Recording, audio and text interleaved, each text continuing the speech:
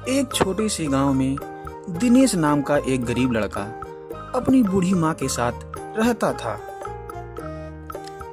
दिनेश के पास कोई जमीन नहीं थी, इस वजह से वह दूसरे के खेतों में मजदूरी किया करता था। कुछ पैसे मिलते, उसी से अपना और अपनी माँ का गुजारा करता था। दिनेश बेटा, जल्दी उठ, सूरज उग गया है।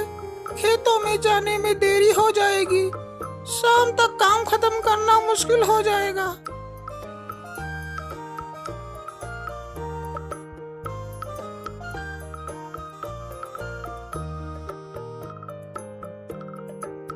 हाँ माँ, मैं अभी निकलता हूँ, तू चिंता मत कर।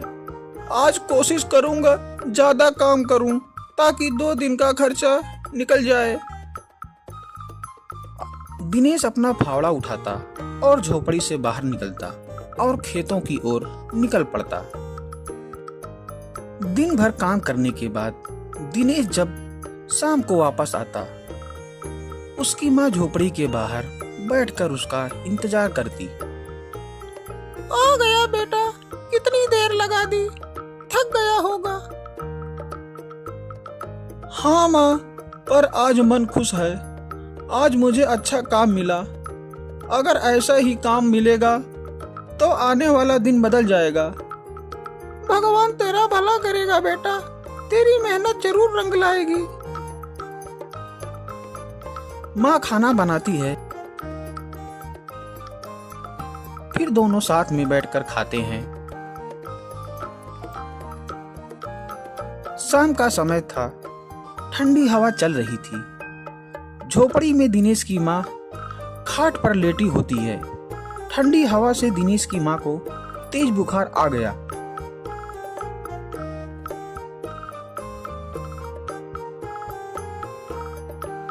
अरे दिनेश, तू कहाँ है बेटा? मेरा सर जल रहा है।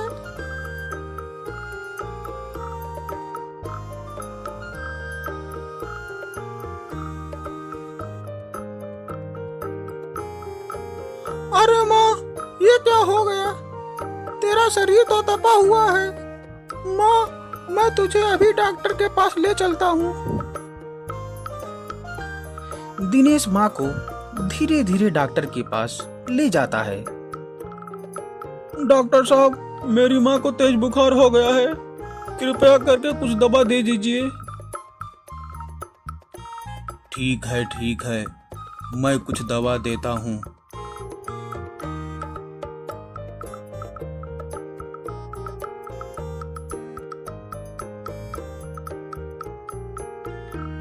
दवा खाकर माँ थोड़ी देर के लिए वहीं पर आराम करती है और दिनेश भी उसके पास बैठा होता है। माँ को थोड़ा आराम मिलने के बाद दिनेश माँ को लेकर घर की ओर निकल पड़ता है। वहां आकर देखता है तो उसके घर में आग लग गई है और पूरा घर जल गया है। बेटा, घर तो जल गया, अब हम कहाँ जाएंगे? माँ, जब तक भगवान साथ है, हम भूखे प्यासे नहीं मरेंगे। वह दोनों वहां से चल पड़ते हैं। चलते चलते सुबह हो जाती है।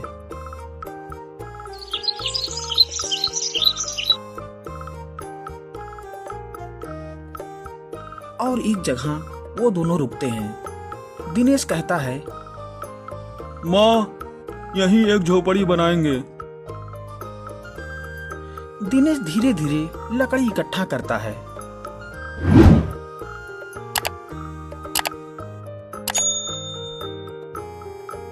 माँ भी उसके साथ काम में लगी रहती है। धीरे धीरे दोनों एक कच्ची झोपड़ी तैयार कर लेते हैं। देख, अब सिर पर छत तो है ना, चाहे कितनी भी छोटी क्यों ना हो।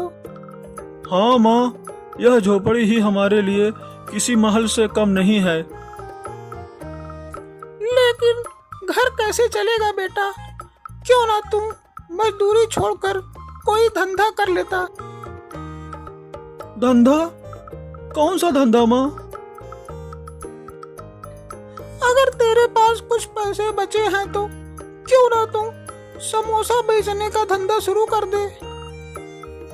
अरे माँ, ये तो बहुत अच्छा सुझाव है। इसके बाद दिनेश कुछ पैसे लेकर गांव की किराना की दुकान पर पहुंचता है। मुझे बेसन, तेल, हरी मिर्च, धनिया और मसाले चाहिए। समोसे बनाने का सामान दे दीजिए। अरे दिनेश, तू खेती का काम छोड़कर अब समोसे बनाएगा? वाह रे किस्मत। हाँ भाई, वक्त के अनुसार रास्ता बदलना ही पड़ता है। मेहनत करूंगा, सब ठीक होगा। दुकानदार सामान तौलकर थैली में रखकर दे देता है। दिनेश पैसे चुका देता है और घर की ओर लौट पड़ता है।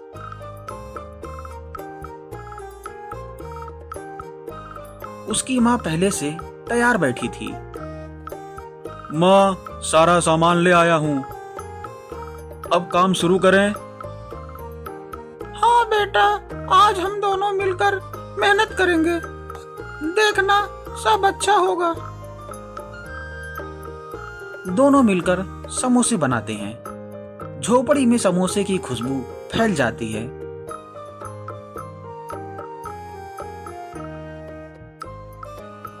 ये तो बहुत अच्छे बन रहे हैं। इन्हें बेचने ले जा और ईमानदारी से मेहनत कर। हाँ माँ, आज से हमारी नई शुरुआत होगी। दिनेश समोसे एक टोकरी में रखता है और सिर पर उठाकर बाजार की ओर निकल पड़ता है।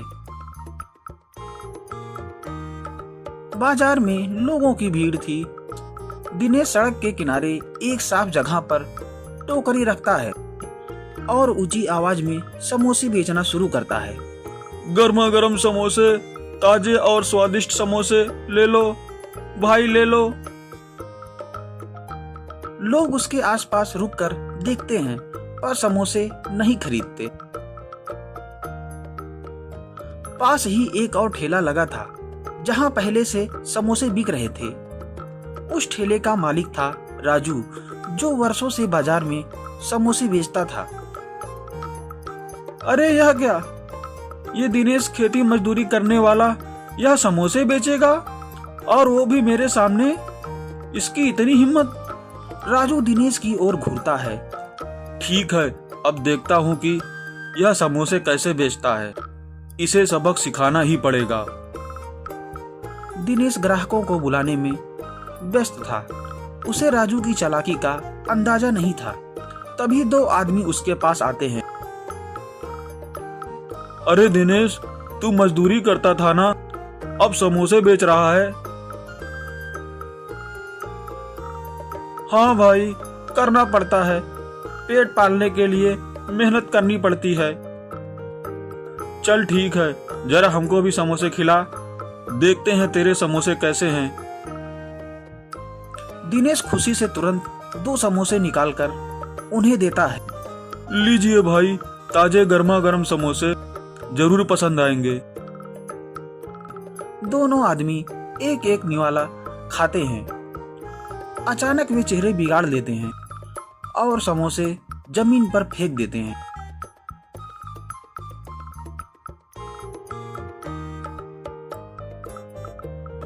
अरे यह क्या बनाया है, बिल्कुल बेस्वाद। ना नमक है ना मसाले का स्वाद। यह समोसे खाने के लायक ही नहीं है। दिनेश, तुझे किसने समोसे बनाना सिखाया? एकदम बकवास हैं। यह ऐसे तो कोई ग्राहक तेरे पास नहीं आएगा। दिनेश का चेहरा उतर जाता है। उसकी आंखों में आंसू भर आते हैं। हे भगवान, इतनी उम्मीद से काम शुरू किया था, क्या सच में मैं समोसे बेचने लायक नहीं हूँ? पास खड़ा राजू यह दृश्य देखकर मन ही मन मुस्कुरा रहा था। हा हा हा, यही होता है जब कोई मेरे सामने समोसे बेचने की कोशिश करता है। अब देखता हूँ यह दिनेश कितने दिन टिकता है। अरे भाइयों, क्यों उन बेस्वाद समोसे के चक्कर में पड़े हो?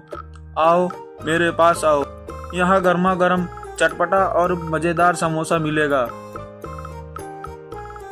दोनों आदमी राजू के ठेले की ओर बढ़ते हैं। आसपास खड़े अन्य ग्राहक भी राजू के पास जाने लगते हैं। हाँ भाई, राजू के समोसे तो हमेशा लजीज होते हैं, चलो वहीं खाते हैं। धीरे धीरे सभी लोग राजू के ठेले पर जुट जाते हैं। दिनेश अकेला सड़क किनारे अपनी टोकरी लिए रह जाता है। लगता है आज कोई भी मेरे समोसे नहीं खरीदेगा।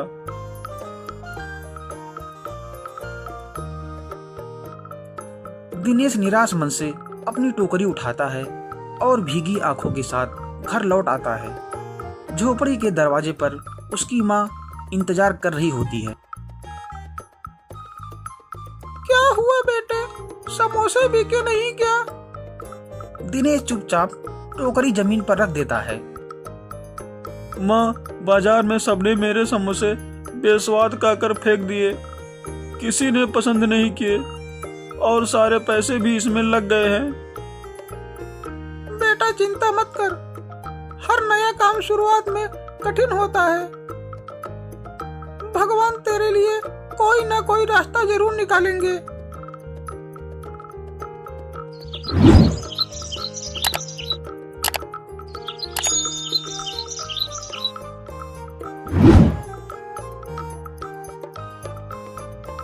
दूसरे दिन दिनेश फिर से अपने बनाए समोसे टोकरी में रखकर बाजार की ओर जाता है। उसका चेहरा उम्मीद से भरा था, शायद आज कोई मेरे समोसे खरीदे। उसी समय एक बूढ़ा कमजोर आदमी लाठी टेकते हुए आ रहा था। उसका चेहरा भूख से मुरझाया हुआ था।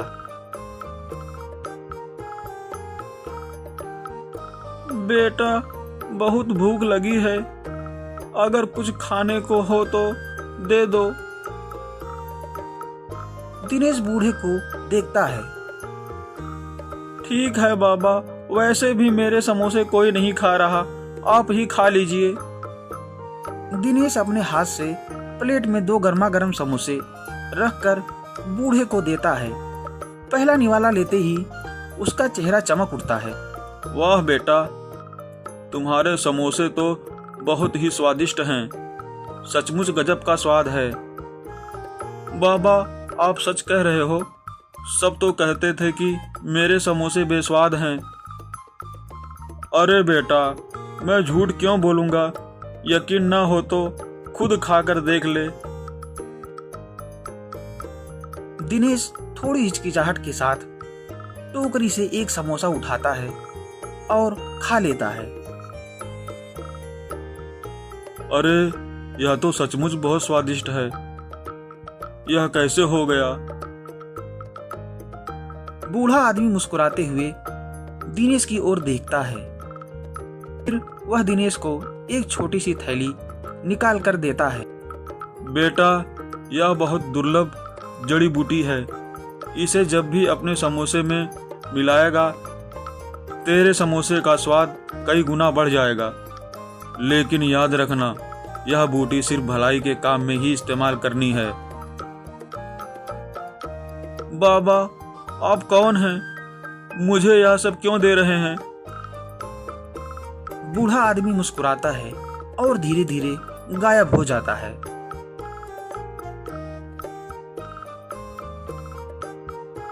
यह बाबा थे या खुद भगवान का कोई रूप?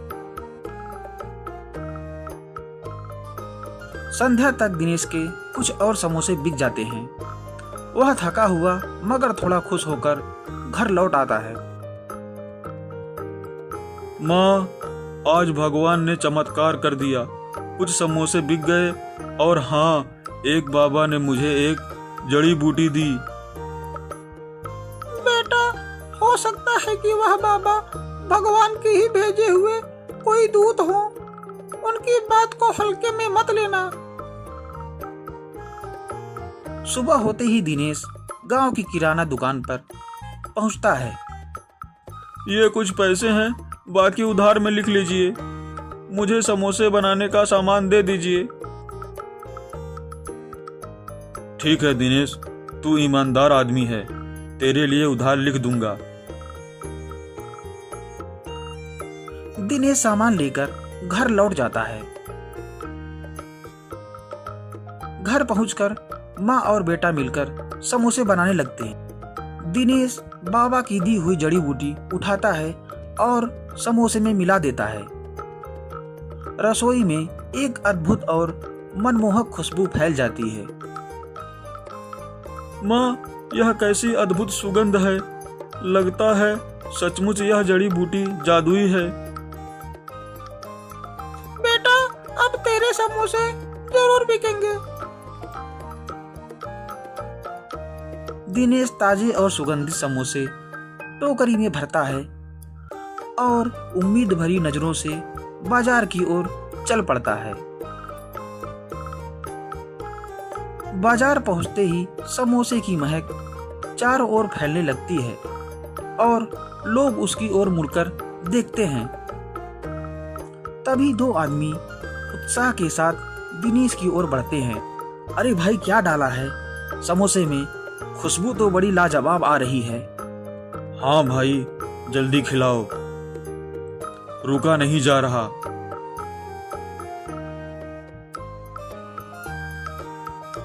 दिनेश मुस्कुराते हुए गर्मा गर्म समोसे परोसता है। दोनों आदमी समोसे लेते हैं। वाह भाई, कमाल कर दिया। तुम्हारे समोसे में तो बिल्कुल अलग ही स्वाद है। ऐसा तो हमने कहीं नहीं खाया। धीरे धीरे लोग इकट्ठे होने लगे। कोई खुशबू से आकर्षित होकर आता है, कोई पहले खा चुके लोगों की तारीफ सुनकर दिनेश के पास भीड़ लग जाती है। भैया, 2 समोसे इधर भी देना। दिनेश पसीने से लथपथ होते हुए भी प्रसन्न था। संध्या तक दिनेश के सारे समोसे बिक जाते हैं। वह टोकरी उठाकर हल्की थकान के साथ मगर दिल में अपार खुशी लिए घर की ओर चल पड़ता है। माँ, आज तो चमत्कार हो गया। मेरे सारे समोसे बिक गए। देखा बेटा, भगवान मेहनती और नेक दिल का साथ कभी नहीं छोड़ते। सुबह सुबह दिनेश टोकरी में ताजे समोसे लेकर बाजार पहुंचता है। समोसे में बाबा की दी हुई जड़ी बूटी मिलाता है। थोड़ी ही देर में समोसों की सुगंध चारों ओर फैल जाती है।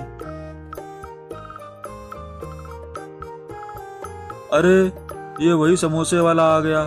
चलो जल्दी जल्दी ले लो, वरना खत्म हो जाएगा। कुछ ही देर में दिनेश की दुकान पर भीड़ लग जाती है। उधर राजू अपने ठेले पर गुस्से से देख रहा था। हम यह खेती करने वाला कहाँ से समोसे बेचने वाला बन गया, और ऊपर से सब लोग इसके ठेले पर टूट पड़ते हैं। मुझे तो एक एक ग्राहक के लिए आवाज लगानी पड़ रही है। आखिर चक्कर क्या है, क्योंकि इसमें ऐसा कोई हुनर नहीं है।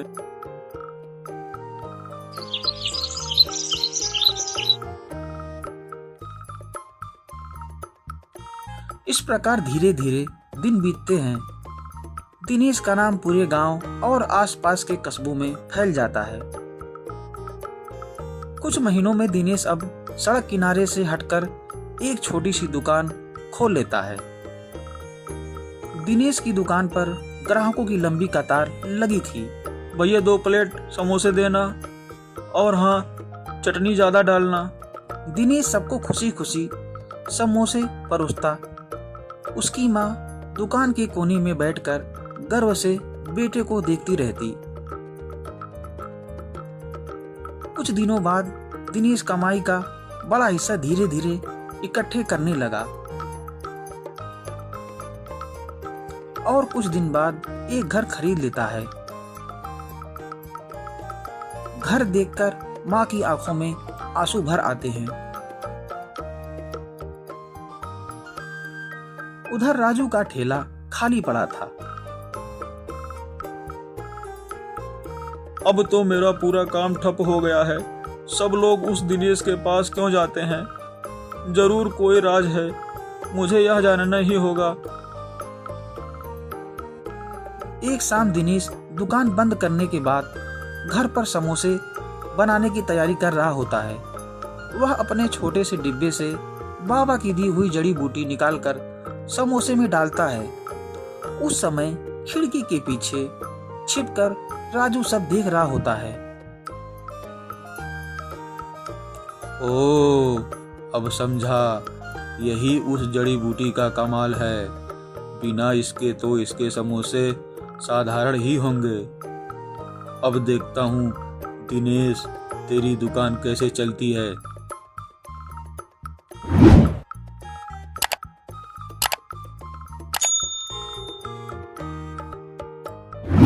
जब दिनेश और उसकी माँ रात को सो जाते हैं तो राजू अंधेरे में घर में घुस जाता है और उस डिब्बे को ढूंढ निकालता है। मिल गया, यही वो जड़ी बूटी है। अब आएगा असली मजा। कल से लोग फिर मेरे पास ही आएंगे। वह जड़ी बूटी अपने हाथों में छिपाकर धीरे से निकल जाता है। अगली सुबह दिनेश दुकान की तैयारी में जुटा था। दिनेश डिब्बा निकालने अलमारी में हाथ डालता है, लेकिन डिब्बा नहीं मिलता। दिनेश पूरे घर के कोने कोने में ढूंढता है, लेकिन जड़ी बूटी का डिब्बा कहीं नहीं मिलता। उधर राजू अपने ठेले के पास बैठा था। सामने वही चुराई हुई जड़ी बूटी का डिब्बा रखा था। हाँ हाँ, अब देखना, जब यह समोसे तैयार होंगे तो खुशबू चारों ओर फैल जाएगी और लोग फिर से मेरे ठेले पर टूट पड़ेंगे। दिनेश का खेल अब खत्म। वह जल्दी जल्दी समोसे ठेले पर सजा देता है। कुछ ही देर में बाजार में लोग आते हैं। एक ग्राहक राजू की ठेले पर खड़ा होकर सूंघता है। अरे छी, यह कैसी गंध है। बड़ी अजीब सी लग रही है। खुशबू तो बिल्कुल वैसी नहीं है जैसी दिनेश के समोसे से आती थी। चलो फिर भी एक खाकर देखते हैं।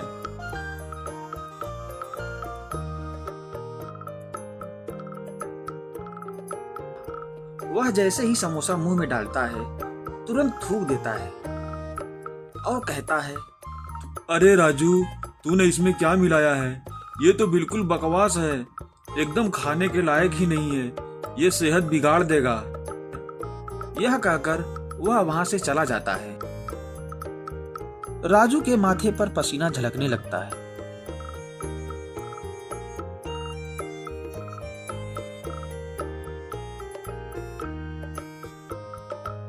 राजू जैसे ही समोसा मुंह में डालता है, जोर जोर से वह खांसने लगता है। अरे, यह तो सचमुच कड़वा है।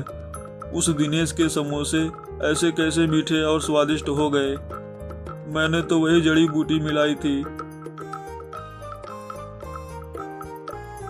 और जड़ी बूटी की थैली वह चिढ़कर फेंक देता है।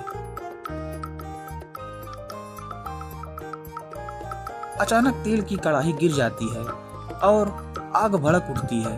देखते ही देखते उसका ठेला जलकर राख हो जाता है। अरे अरे बचाओ, मेरा ठेला जल गया। सन्नाटे में राजू राख हुए ठेले को देखता है। आंखों से आंसू बहने लगते हैं। अगली सुबह राजू सीधे दिनेश की दुकान पर पहुंचता है। दिनेश ग्राहकों को समोसे परोस रहा था। राजू हाथ जोड़कर उसके सामने खड़ा हो जाता है। दिनेश भाई, मुझे माफ कर दो। मैंने तुम्हारी जड़ी बूटी चुराई थी। मैंने सोचा था कि तुम्हारी सफलता को छीन लूंगा, पर मेरा सब कुछ जलकर राख हो गया। लालच का रास्ता हमेशा बर्बादी की ओर ले जाता है। मेहनत और सच्चाई ही इंसान को आगे बढ़ाती है। मैं तुझे माफ करता हूँ, लेकिन एक बात याद रखना, लालच मत करना। बस मेहनत और ईमानदारी से काम करना, तभी सुख और सम्मान मिलेगा। हाँ दिनेश, अब मैं मेहनत से ही कमाऊंगा। यही मेरी सबसे बड़ी सीख है।